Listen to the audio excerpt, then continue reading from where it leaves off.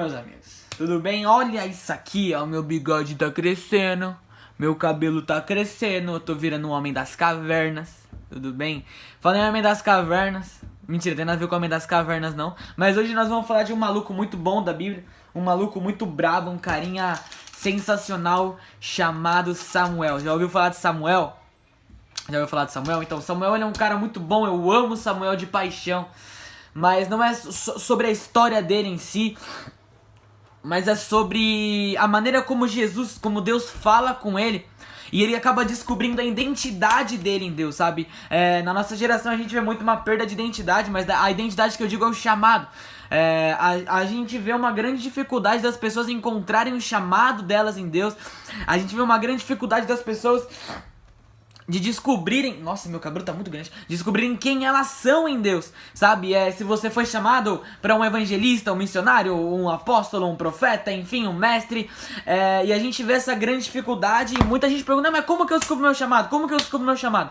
Cara, antes de falar, eu não acredito que existe uma fórmula mágica pra você encontrar esse chamado. Ó, você faz assim, você vai entrar no seu quartinho de oração, você fica 2h30 lá, depois você sai, unge sua cabeça. Eu não acredito que existe uma fórmula mágica pra você encontrar o seu chamado, ou pra Jesus falar contigo sobre o seu chamado. A maneira como Jesus falou comigo no meu chamado, eu tava lendo a Bíblia, eu tava lendo lá, mano, tava apaixonado pelo Evangelho de Mateus, já tinha lido os outros 3 evangelhos, e tava apaixonado ali no Evangelho de Mateus, e meu Deus, é muito bom. E aí chegou no penúltimo versículo, e tava lá, Mateus 28:19, portanto ide, e fazei discípulos de todas as nações, batizando-os em nome do Pai, do Filho e do Espírito Santo. Quando eu li aquele versículo há 3 anos atrás, mano, Jesus ele deu um soco no meu coração. Senti uma porrada que marcou aquilo no meu coração de um jeito que eu nunca mais na minha vida consegui esquecer esse versículo. Nunca mais eu consegui esquecer, e isso roda na minha cabeça dia após dia. E eu sei que Jesus me chamou para ir às nações e fazer discípulos em todas elas, e entende?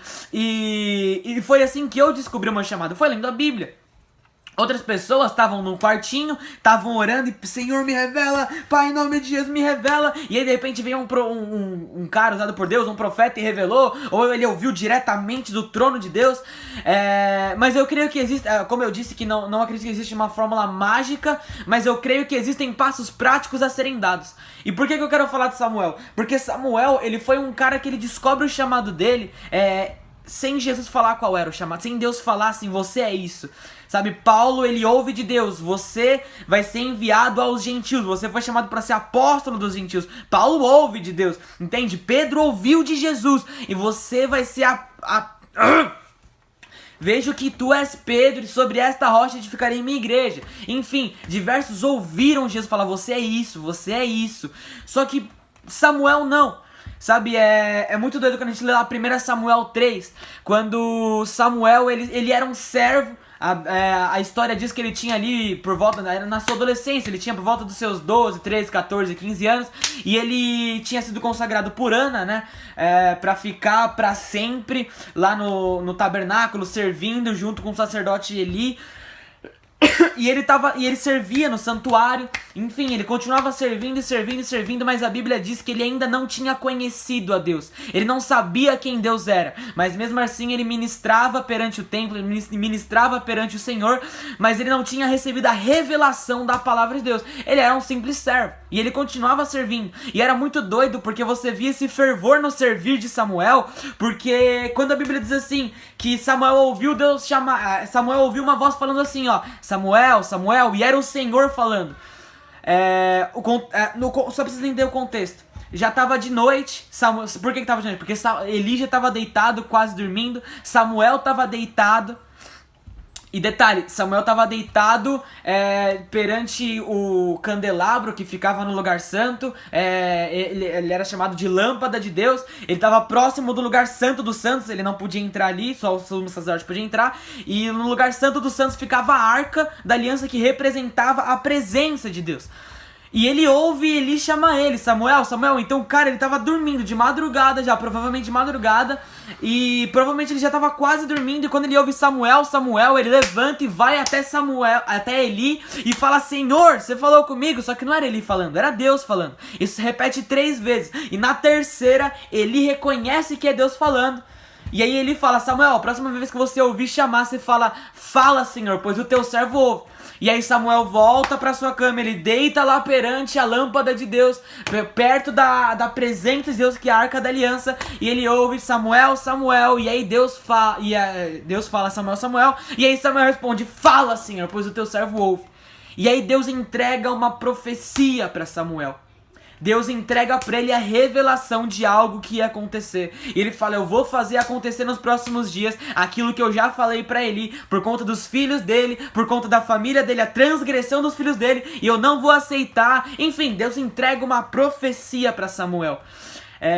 E ali, em nenhum momento a Bíblia diz que Deus fala pra Samuel: você é profeta. Em nenhum momento a Bíblia diz que Deus falou: ó, Samuel, você é isso, então vai e faz. Não, em nenhum momento a Bíblia diz que Deus fala pra Samuel. Mas é muito louco, porque a gente lendo consegue ver a paixão que Samuel tinha em servir no templo, sabe? Ele tá quase dormindo e ele ouvia Eli chamar ele, mesmo não sendo Eli, e ele levanta e vai até Eli com uma reverência, com uma submissão, sabe? E todos os dias, ele já era adolescente, ele foi consagrado e servia todos os dias até aquele dia no templo. Ele servia com fervor, servia com paixão, sabe?